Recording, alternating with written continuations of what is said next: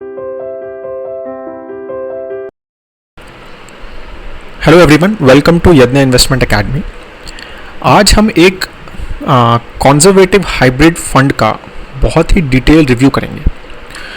इस फंड का नाम है ICICI Pru Regular Savings Fund and we will compare it with the category average, that is conservative hybrid category, and the benchmark which is CRISIL hybrid 8515 benchmark. All the data which we are using in this analysis is on as of March 31st 2020, and all the data is sourced from our mutual fund subscription website called mfyadnya.in. So we want to understand, specially अभी जो Franklin का issue हुआ है date funds का, many people are worried about their debt investments. So we thought debt investments के बारे में काफ़ी चर्चा हो गई है, तो वाई नॉट थोड़ा हाइब्रिड कैटेगरी के बारे में भी बात करें, क्योंकि उनमें भी काफ़ी अच्छा खासा डेट एलोकेशन होता है। और काफ़ी टाइम्स हम जब when we invest in hybrid funds तो हम इक्विटी पे ज़्यादा फोकस करते हैं, हम डेट पे फोकस नहीं करते हैं, विच इज़ रॉन्ग, स्पेशली अगर हम कंजर्वेटिव हाइब्रिड कैटेगरी के बारे में बात करें तो अगर हम कंजर्वेटिव हाइब्रिड कैटेगरी के बारे में बात करें तो आपको जैसे पता होगा कि ये कैटेगरी में it invest both in equity and debt. 10 to 25% investments is in equity and this is the limit, मतलब 10% से नीचे नहीं कर सकते और 25% से ज़्यादा इक्विटी में इन्वेस्ट नहीं कर सकते। 75 से 95% वो जो है बाकी डेट में है, and they used to be referred as monthly income plans. पहले 2017 में जब सेबी ने पूरा रेगुलराइज किया, इसको ऑर्गेनाइज किया, उससे पहले इनका नाम मंथली इनकम प्लान्स था। Now they are called conservative hybrid funds, और इनका जो टैक्सेशन होता है वो एक डेट की तरह ही होता है, because major component is debt. So now it is very important, if you have invested in conservative hybrid funds or even other hybrid funds like equity savings hybrid fund or balanced funds called aggressive hybrid fund or other type of hybrid funds like multi-asset funds, it is very important कि आप उनकी date quality को जानें, right. Equity को हम काफ़ी बार check कर लेते हैं, हम देखते हैं कि ठीक है लार्ज कैप है, मिड कैप है, स्मॉल कैप है, ठीक है, वो सब चीज़ें बहुत इंपॉर्टेंट हैं व्हेन यू आर इन्वेस्टिंग और you have invested, that you understand the risk that fund is taking, not just in equity but also in debt, and this has become very important after Franklin's 6 fund they have closed because of liquidity issue and then the credit risk they were taking. So now let's discuss more on this ICICI Pru Regular Savings Fund. तो ये हमारा video flow रहेगा। हम fund house के बारे में, start date के बारे में बात करेंगे, एसेट अंडर मैनेजमेंट के ट्रेंड के बारे में बात करेंगे, returns, fund managers, expense ratio, portfolio के बारे में थोड़ा डिस्कस करेंगे, देखेंगे उसका पोर्टफोलियो, स्टॉक्स का भी और डेट का भी, और थोड़ा उसको एनालाइज करेंगे डिटेल में, और उसके रिस्क के बारे में बात करेंगे। रिस्क जो है वो not just alpha beta standard deviation but also the credit risk that fund is taking and interest rate risk that fund is taking in the debt side of it. So these are the majorly pure to debt risks, right? तो शुरू करते हैं। तो rating कैसे करेंगे, हमने rating भी की हुई है और ये सारी रेटिंग्स आपको mfyadnya.in पे मिलती हैं। हमने ऐसे 200 प्लस फंड्स वहाँ पर एनालाइज किए हुए हैं, जिसमें से इक्विटी भी है, हाइब्रिड भी है और डेट फंड्स भी हैं, और सब जो टॉप फंड्स हैं वो सब मेजरली हमने एनालाइज किए हुए हैं, तो वो you can go there and check. तो this is how we rate a hybrid fund now. तो hybrid fund when a investor invest, तो हमारा क्या मेन थॉट प्रोसेस रहता है कि जब हम हाइब्रिड में इन्वेस्ट करते हैं तो ऑब्वियसली थोड़ा से हम कंजर्वेटिव इन्वेस्टर्स हैं, या हम वो वाले इन्वेस्टर हैं जिनका जो विच हैव रिटायर्ड, और हमें एक मंथली इनकम या थोड़ा एक स्लो, मतलब एक धीरे ठीक ठाक ग्रोथ चाहिए उसमें, वो इन्वेस्टर्स जो हैं वो कंजर्वेटिव हाइब्रिड फंड में इन्वेस्ट करते हैं। तो दो चीज़ें बहुत इंपॉर्टेंट हो जाती हैं कि रिटर्न्स कैसे हैं, राइट, तो उस पर हमने 3 स्टार रखे हैं, उसका वेटेज ज़्यादा रखा है रेटिंग में, और रिस्क कितना ले रहा है। Risk is very important in hybrid, risk is not so important in equity. Equity में इतना ज़्यादा इंपॉर्टेंट नहीं है रिस्क, क्योंकि सबको पता है कि हाई रिस्क है, राइट, तो वो डाल रहे हैं तो पता है small cap is high risk, सबको पता है mid cap is high risk, मतलब even large cap is much higher risk. लेकिन जब हम हाइब्रिड में डाल रहे हैं तो we need to know more about the risk, because हम अगर हाई रिस्क लेना चाहते तो हम इक्विटी में ही डालते, और अगर हम बहुत लो रिस्क लेना चाहते तो हम डेट में डालते। तो हम बीच में डाल रहे हैं, तो इसका मतलब हम रिस्क के बारे में सुनना तो चाहते हैं और समझना चाहते हैं, और हम रिस्क कम लेना चाहते हैं, लेकिन हम रिटर्न्स भी इंपॉर्टेंस दे रहे हैं। तो इसलिए यहाँ पर रिटर्न्स का इंपॉर्टेंस और रिस्क का इंपॉर्टेंस ऑलमोस्ट इक्वल मानते हैं। सिमिलरली अगर हम डेट के बारे में बात करेंगे तो वहाँ पर रिस्क की इंपॉर्टेंस ज़्यादा है और रिटर्न्स की इंपॉर्टेंस अकॉर्डिंग टू अस कम है, राइट। तो हम जब डेट का रेटिंग करते हैं हम इस पैरामीटर को ज़्यादा वेटेज देते हैं और रिटर्न्स को वेटेज कम देते हैं, क्योंकि जब हम डेट में डालते हैं, डेट मतलब लिक्विड फंड्स में डाला या फिर मनी मैनेजर में डाला या मीडियम टर्म में डाला, किसी में भी डाला, तो we are more concerned about risk there than returns mostly, right. तो इसलिए उस हिसाब से हमने रेटिंग किया। तो this is how this fund will be rated कि तीन, हम पहले इसके बारे में बात करेंगे, फिर रिटर्न्स, फिर fund manager, expense ratio, portfolio का डाइवर्सिफिकेशन कैसा है और पोर्टफोलियो देखेंगे वहाँ पे, और फिर रिस्क मेजर्स के बारे में बात करेंगे और उनको रेट करेंगे। ग्रीन स्टार मतलब कि वो अच्छा परफॉर्मेंस है, एवरेज से बेटर है, अगर एवरेज के आसपास है तो येलो, और बिलो एवरेज है तो रेड स्टार। तो अब बात करते हैं ICICI Pru Regular Savings Fund की। इसका ये बेंचमार्क है, कंजर्वेटिव हाइब्रिड है, 2004 में, तो एक ओल्ड फंड है। 1622 करोड़ का एसेट अंडर मैनेजमेंट है, विच is a decently good asset under management. Return since Inception मतलब 2004 से 9.6% है, विच इज़ ऑल्सो गुड। अब हम बात करते हैं उसके मार्केट कैप ट्रेंड की। तो क्या ये फंड हमेशा ऐसे था, क्या ये चेंज हुआ है रिसेंटली, तो वो हम बात कर सकते हैं यहाँ पे। तो अभी आप देखेंगे तो ये डेफिनेटली एक रेड कलर जो है वो डेट बताता है, पर्पल कलर जो है कैश दिखा रहा है यहाँ पे। तो clearly always a date oriented fund रहा है, तो कम हमेशा से एक हाइब्रिड फंड रहा है, एटलीस्ट लास्ट 5 ईयर्स में देखें, 6 ईयर्स में ऑलमोस्ट। तो उसमें अगर हम देखें तो पहले इनका इक्विटी एलोकेशन जो था ना वो ऑलमोस्ट 24% था यहाँ पे, 16% लार्ज कैप्स में ब्लू कलर, 6% मिड कैप्स और 2% स्मॉल कैप, और रेस्ट ऑलमोस्ट 75% जो था वो डेट में था। तो अब वो ट्रेंड देखें तो यहाँ थोड़ा कम हुआ, तो फिर इन्होंने सिर्फ 11% जुलाई में 2018 में only 12% was in equity, rest it was more debt and cash was high. लेकिन फिर उन्होंने थोड़ा और बढ़ाया और अभी जो मार्च के हिसाब से डेटा है तो वो अभी 14% का इक्विटी कंपोनेंट है सिर्फ। आप ही समझ रहे हैं, लाइक आई सेड कि 10% से नीचे ये जा नहीं सकते और 25% से ऊपर भी ये इक्विटी में जा नहीं सकते। तो currently they are at 14% equity, और उसमें से majorly large cap oriented fund है clearly, which is good, because conservative hybrid में कोई डाल रहा है और अगर वो ज़्यादा mid cap small cap allocation ले रहा है तो which is not good, right. क्योंकि आप एक लो रिस्क इन्वेस्टर हो अगर आप कंजर्वेटिव हाइब्रिड में डाल रहे हैं। मोस्टली रिटायरमेंट के बाद काफ़ी हमने इन्वेस्टर्स देखे हैं जो इन फंड्स में डालते हैं, तो वो लो रिस्क इन्वेस्टर्स होते हैं, तो उसमें स्मॉल कैप मिड कैप में high allocation we don't like. तो it is a good fund from that perspective कि वो उनका कम है और बाकी सब डेट में है, तो which is pretty good. They have a cash allocation as well थोड़ा बहुत। अगर हम ट्रेंड देखें उसका एसेट अंडर मैनेजमेंट का, तो बहुत ज़्यादा फास्ट भी नहीं है, ये कैटेगरी बहुत ज़्यादा फास्ट ग्रो नहीं करती है, it's not a very fast growing category, ठीक है। तो कैटेगरी अगर हम एवरेज भी देखें रेड कलर में तो वो बहुत बीच में 2018 जैन में अच्छा खासा ग्रो हुआ था, फिर डी ग्रो हुई है कैटेगरी ओवरऑल, ठीक है। और सिमिलरली ये फंड ने भी अच्छा किया और फिर एक ऑलमोस्ट 1500 करोड़ पे था 5 साल पहले और अभी भी ऑलमोस्ट 1600 समथिंग करोड़ पे है, राइट, 1622 करोड़, राइट। तो 1622 करोड़ रुपये के एसेट अंडर मैनेजमेंट उसके पास है, तो एक डिसेंटली एवरेज के आसपास ग्रोथ है, थोड़ा बेटर ग्रोथ है लास्ट कुछ। तो ओवरऑल फंड हाउस भी आईसीआईसीआई प्रू है, तो which is the third biggest fund house. तो फंड हाउस भी अच्छा है, स्टार्ट डेट पुराना फंड है और डिसेंट अच्छा खासा एसेट अंडर मैनेजमेंट है और डी ग्रो नहीं हो रहा है, तो ओवरऑल हमने उसको ग्रीन स्टार दिया है कि विच इज़ गुड, एवरेज से बेटर है। अब हम बात करेंगे ट्रेलिंग रिटर्न्स। ट्रेलिंग रिटर्न्स ने हम जब रेट करते हैं सभी फंड्स को तो हम 4 अलग अलग ट्रेलिंग रिटर्न्स देखते हैं।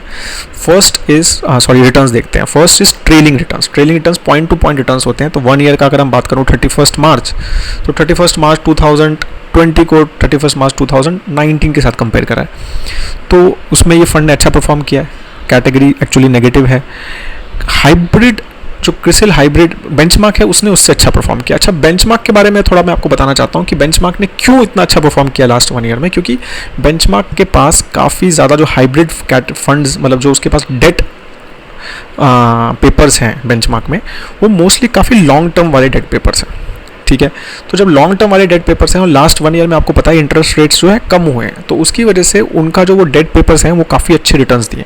आपने देखा होगा कि अगर गवर्नमेंट सिक्योरिटीज़ फंड को देखेंगे, आप लॉन्ग टर्म फंड्स को देखेंगे डेट में, तो लास्ट 1 ईयर में उनके 12-13% के रिटर्न्स हैं, क्योंकि मोस्टली इंटरेस्ट रेट्स जब कम होते हैं तो रिटर्न्स जो है लॉन्ग टर्म फंड्स के अच्छे होते हैं। लेकिन जब हम कंजर्वेटिव हाइब्रिड फंड्स के बारे में बात करते हैं तो वो मोस्टली इतना ज़्यादा इंटरेस्ट रेट रिस्क नहीं लेते हैं, तो क्योंकि वो उल्टा भी होता है, जब अगर इंटरेस्ट रेट बढ़ेगा तो ये इनके एकदम नेगेटिव हो जाएंगे रिटर्न्स।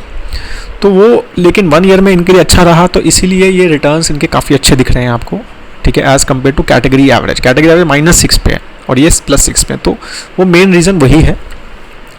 और फंड ने लेकिन उस हिसाब से ठीक ठाक परफॉर्म किया है 2%। अगर हम 3 इयर्स के ट्रेलिंग रिटर्न्स के बारे में बात करेंगे तो भी फंड का परफॉर्मेंस बेटर है कैटेगरी एवरेज से और ऑलमोस्ट बेंचमार्क के आसपास है। 5 इयर्स में भी ऐसे ही है और 7 इयर्स में। तो ओवरऑल लगातार फंड ने कैटेगरी एवरेज जो है उससे बेटर परफॉर्म किया है both direct and regular trailing returns, तो which is very good, right. अब हम कैलेंडर रिटर्न्स के बारे में। कैलेंडर रिटर्न्स होते हैं 1 जैन से लेकर 31 दिसंबर तक के 1 साल के रिटर्न्स, ठीक है। तो अगर हम उसमें देखेंगे तो उसमें भी परफॉर्मेंस कुछ बुरा नहीं है। अगर हम ब्लू कलर देखें विच इज़ फंड रिटर्न्स और red colour is category average returns, तो वो क्लियरली आप देख रहे हैं कि कोई भी बुरा ईयर नहीं रहा इनका लास्ट ऑलमोस्ट 7-8 ईयर्स में, राइट। तो 8 ईयर्स में हम देखेंगे कि लगातार परफॉर्मेंस कैटेगरी एवरेज से कंसिस्टेंटली अच्छा ही रहा है कैटेगरी एवरेज से, ठीक है। यहाँ पर बराबर है, यहाँ बराबर है, यहाँ बराबर है, लेकिन कभी बहुत कम नहीं रहा कैटेगरी एवरेज से। बेंचमार्क से भी रिटर्न्स जो हैं कंसिस्टेंटली काफ़ी अच्छे रहे हैं। 2012 में अच्छा रहा, 13 में अच्छा रहा, 14 में अच्छा रहा, 15 में थोड़ा कम रहा। तो ओवरऑल अगर हम देखें तो परफॉर्मेंस कैटेगरी एवरेज से कंसिस्टेंटली अच्छा है, तो which is very good according to us.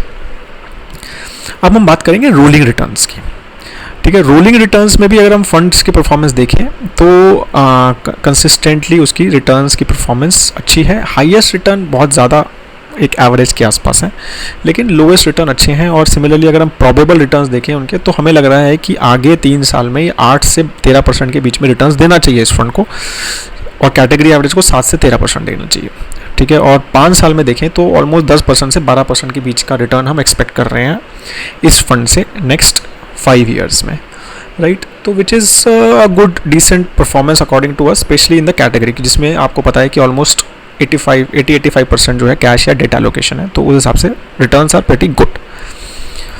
SIP returns में अगर हम देखें तो SIP रिटर्न्स में भी थोड़ा नेगेटिव परफॉर्मेंस रहा है, क्योंकि SIP में काफ़ी टाइम मार्केट ने बीच में काफ़ी हाई रहा, ऑल टाइम हाई टच किया, तो उसमें जब SIPs हुई तो नेगेटिव रिटर्न्स आए। कैटेगरी एवरेज के तो बहुत ज़्यादा नेगेटिव है।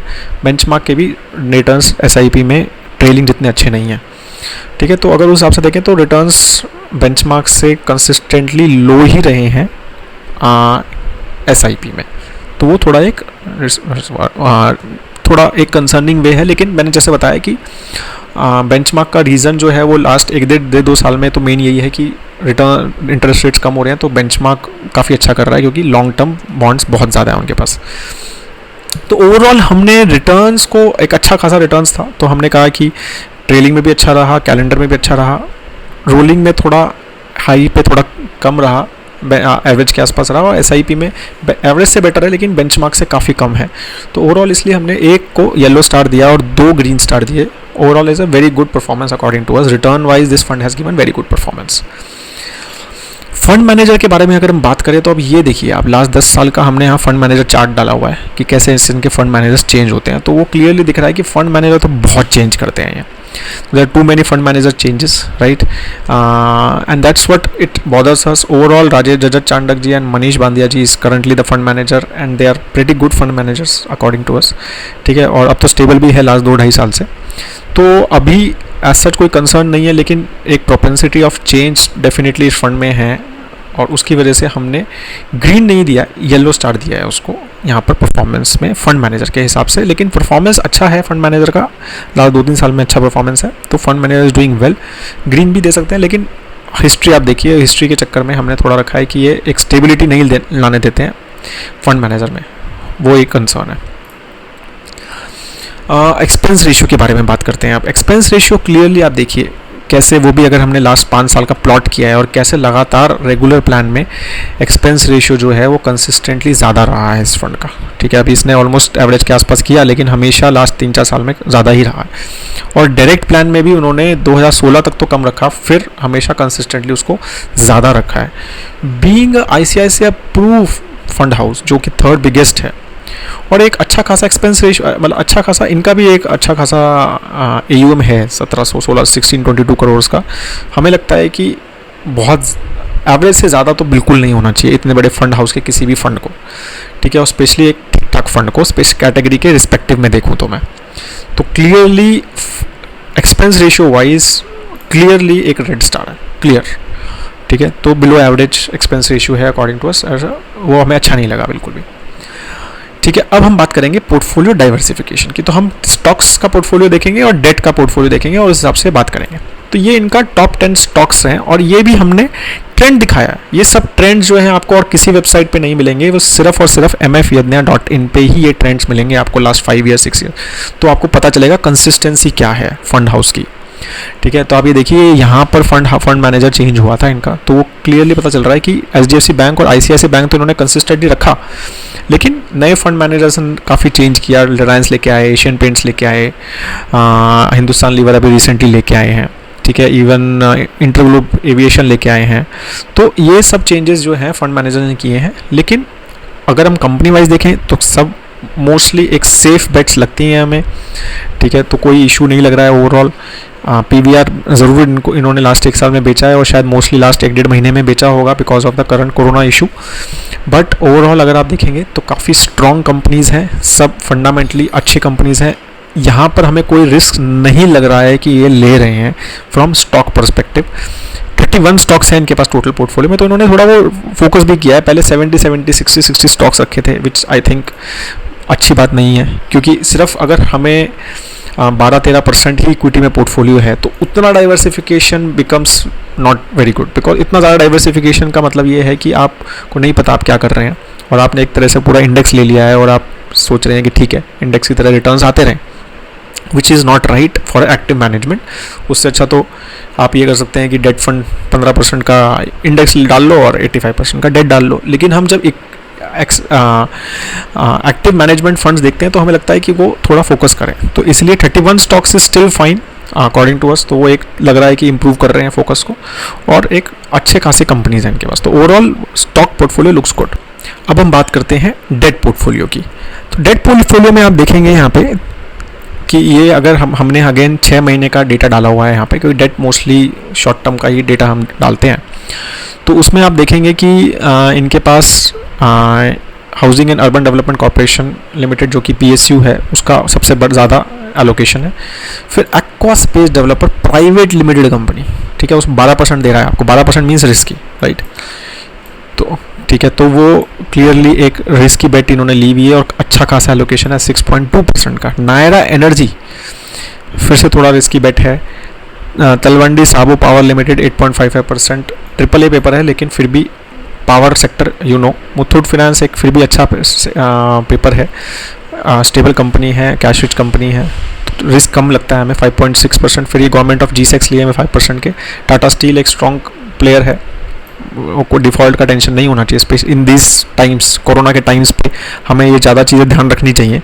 Prestige estate project again real estate, ठीक है, 10.5% ज़्यादा रिस्क है। TMF holdings is fine. IDBI bank LIC की कंपनी है मेजरली, तो वो भी एक तरह से फाइन है। तो ओवरऑल आप देखेंगे तो प्राइवेट प्लेयर्स का ज़्यादा एलोकेशन है, सिर्फ 26 फंड डेट पेपर्स हैं, जबकि आपको पता है 80% जो है डेट एलोकेशन 80% के आसपास का। तो उस हिसाब से रिस्क ज़्यादा लिया हुआ है हमारे हिसाब से, और वो भी रियल एस्टेट और एनर्जी पावर सेक्टर में, तो which we think is very very risky sector specially in the current corona market. Real estate का आपको पता है कितना सिचुएशन ख़राब है, और पावर सेक्टर के लोन्स वगैरह आपको पता है, और पावर सेक्टर में कोई बड़ी कंपनीज नहीं ली हुई हैं, कोई PSU कंपनीज में इन्वेस्ट नहीं किया हुआ है। तो क्लियरली एक हाई रिस्क बेट्स ली हुई हैं यहाँ पे सेक्टर के हिसाब से, और प्राइवेट में ज़्यादा प्लेयर। तो यहाँ पर हमें लगता है कि एक हाई रिस्क डाइवर्सिफिकेशन है यहाँ पे डेट में। तो which we are again telling you कि this is very important in these times, कि आप ये समझें, ठीक है, कि आपका फंड मैनेजर कितना रिस्क ले रहा है आपको, और उसकी वजह से शायद रिटर्न्स इतने अच्छे दिख रहे हैं। तो इसीलिए हमने पोर्टफोलियो डाइवर्सिफिकेशन को भी रेड दिया हुआ है। हमें लगता है कि उसका डेट डाइवर्सिफिकेशन कम है, सिर्फ 26 वो हैं, बहुत ज़्यादा पेपर्स उन्होंने लिए हुए हैं, कम पेपर्स लिए हुए हैं, और काफ़ी ज़्यादा बड़ा एलोकेशंस है कुछ पेपर्स में, ठीक है, विच आर रिस्की पेपर्स। तो according to us that's why we have given red stars. Again I am saying कि we are not an expert to know about each of these companies. हम एक sector के हिसाब से और private limited वगैरह के थॉट प्रोसेस के हिसाब से कुछ उनके हिसाब से एक अपना थॉट प्रोसेस दे रहे हैं. हमें नहीं पता, हम कोई ऐसा नहीं बोल रहे हैं कि नायरा एनर्जी लिमिटेड ख़राब होने वाली है या कुछ इशू है, बिल्कुल भी नहीं. बात सिर्फ ये है कि एक रिस्की सेक्टर में है और एक ऐसी कंपनी है जो बहुत फेमस बिग उनकी नहीं है, जहाँ पर एक रिस्क बढ़ जाता है उसके हिसाब से, राइट. तो उस वजह से ही हमने इसको यहाँ पर रेड स्टार दिया है. अब हम बात करते हैं रिस्क प्रोफाइल की, जहाँ पर अपने को 3 स्टार्स देने हैं. तो रिस्क में हमने क्या क्या किया है, हमने अल्फ़ा बीटा और स्टैंडर्ड डिविएशन पी रेशियो के बारे में बात की है यहाँ पे. तो बीटा तो इनका कंसिस्टेंटली लो है क्योंकि इनके पास इक्विटी एलोकेशन आपने देखा कि काफ़ी अच्छी स्ट्रॉन्ग कंपनीज़ में है, तो उस वजह से हमें लगता है कि इनका बीटा जो है कैटेगरी एवरेज से कम है. अल्फ़ा रिटर्न्स में क्लियरली दिख ही रहा है कि इनका लास्ट 2-3 साल में अल्फ़ा काफ़ी इंप्रूव हुआ है. और यही देखिए आप कि फंड मैनेजर चेंज भी यहीं आसपास हुआ था. तो डेफिनेटली नए फंड मैनेजर्स ने फंड में अल्फ़ा तो क्रिएट किया है और इम्प्रूव किया है performance, there is no doubt in it. तो वो फंड मैनेजर उस हिसाब से अच्छा है. रिस्क स्टैंडर्ड डिविएशन में भी कम दिख रहा है, तो both systematic and unsystematic risk is low. ठीक है, पी रेशियो जो है वो थोड़ा ज़्यादा है, बट वो चलेगा. हमें लगता है कि वो स्ट्रॉन्ग कंपनीज़ हैं. अगर हम एशियन पेंट्स वगैरह देखें तो वो ज़्यादा पी पे ही करते हैं, तो उन्होंने रिस्क कम लिया हुआ इक्विटी थॉट प्रोसेस से. अभी क्रेडिट रिस्क के बारे में बात करते हैं. तो हमने अपना डाइवर्सिफिकेशन में थोड़ा देखा कि वहाँ पर रिस्क लग रहा था हमें, राइट. अभी आप ये देखिए कैसे चेंज किया है इन्होंने लास्ट 5 साल में रिस्क.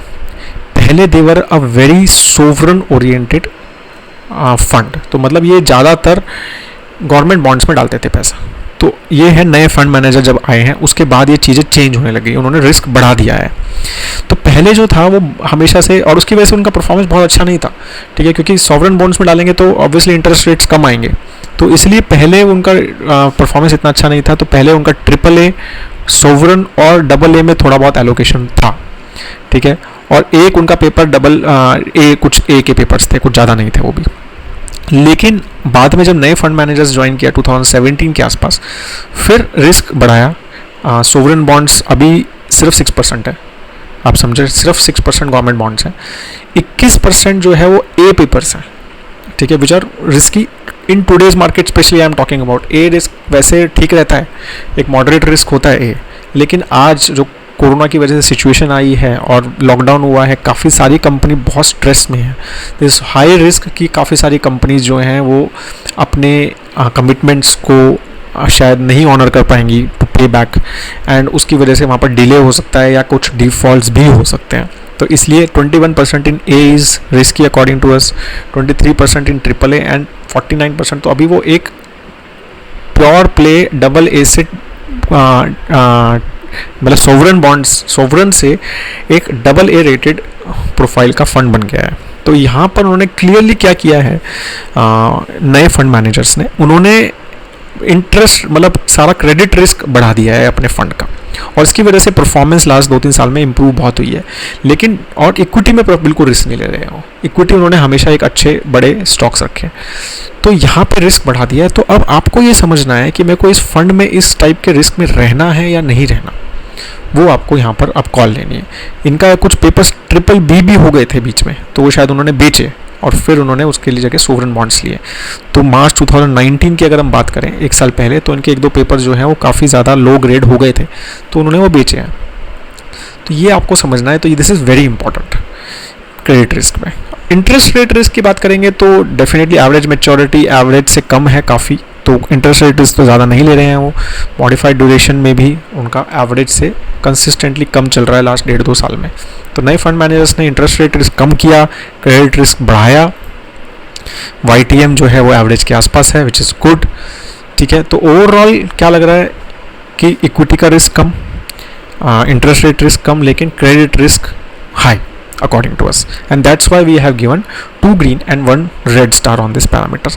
तो अब आपको शायद एक बहुत अच्छे से क्लियर अंडरस्टैंडिंग हुई होगी कि when you are buying ICICI Pru regular savings fund, what kind of risk you are taking, what kind of returns you should expect, what is expense ratio, what is a portfolio risk, end fund managers वगैरह की कैसे हैं. तो overall आपको एक बहुत clear understanding हम देने का ट्राई करते हैं बहुत ट्रांसपेरेंट वे में, and that's why if you will know, हमारी आप फ्रैंकलिन की रेटिंग्स अभी भी लाइव हैं MF यज्ञा पे, और हमने उसको पब्लिक भी किया था व्हेन फ्रैंकलिन इशू हैपन। तो ऑल दीज रिस्क मेजर्स पे वो कम थे, ठीक है, मतलब मोस्टली बहुत ज़्यादा रेड स्टार्स थे उनके पोर्टफोलियो डाइवर्सिफिकेशन में और रिस्क पे, और वो हमने बहुत ही क्लियर अपने सभी सब्सक्राइबर्स को पहले ही बताया था। तो ट्रांसपेरेंसी में आपको बेनिफिट मिलेगा। तो ओवरऑल समरी क्या है कि third biggest asset under management है कैटेगरी का, रिटर्न्स काफ़ी अच्छे हैं, फंड अच्छे मैनेजर्स ने बाय कर रहे हैं, नए जब से आए हैं उनका रिटर्न्स इंप्रूव हो गया है, एक्सपेंस रेशियो हाई है, इंटरेस्ट रेट रिस्क लो है लेकिन क्रेडिट रिस्क हाई है। तो ओवरऑल लो रिस्क और हाई रिटर्न फंड आता है अल्फा बीटा के हिसाब से। ये हमारे, अगर आप म्यूचुअल फंड MF यदि बाय करेंगे तो ये आपके पास है, तो आपको इस तरह से वो लेफ्ट में सारी कैटेगरीज हैं, और उस कैटेगरी में हाइब्रिड कंजर्वेटिव पे जाना है, ICICI प्रू पे जाना है, और यहाँ पर ये डिटेल जो एनालिसिस हमने बात की है वहाँ पर विद इन्फ्रेंस, जो what ever I am speaking वो वहाँ पर इन्फ्रेंस भी डाल के रखा है हमने, तो वो वहाँ पर इन्फ्रेंस के साथ आपको मिलेगा। तो ऐसे 200 प्लस फंड्स हो चुके हैं डिफरेंट कैटेगरीज के, और ETF एंड इंडेक्स फंड्स भी हैं। तो इस तरह से MF यज्ञा के बारे में आप you can go and check, 200 plus funds हैं, सबकी हमने ग्रीन येलो रेड स्टार है। मोस्ट ऑफ द इक्विटी को तो हम एवरी मंथ करते हैं, हाइब्रिड को एवरी 2 मंथ्स करते हैं, डेट को एवरी 3 मंथ्स रेट करते हैं और रिव्यूज़ करते हैं, ठीक है। और अगर आपको और भी, if you want to know more about us, you can write to us on this email address और you can call us on this.